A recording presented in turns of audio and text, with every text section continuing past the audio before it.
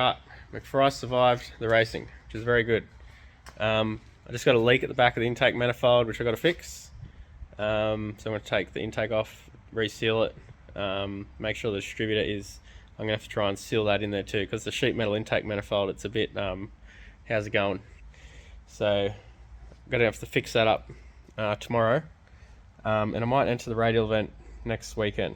So I'm not sure yet, I'll decide that tomorrow. So, but I'm going to show you guys my runs, and then I'll show you guys the videos that the boys got at the track for me. So this is the first run. So this was NA, because I forgot to turn the nitrous on. It actually did 968.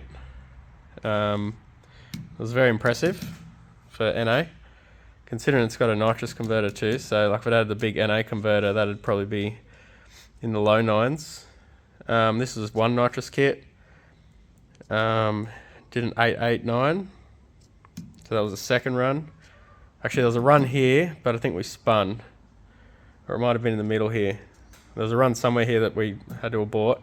This is 2 kits, and these didn't turn out overly well, so this is the best we ended up with, 874, 156. So there's still work to be done with the tuning of the nitrous. So for some reason that second kit is just not making stuff full horsepower.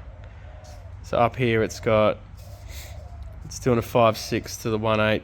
That was at the end, and back here with one kit it did 5.6. So there's just definitely something not right with that second kit. So we'll look into that. But for now, enjoy the videos.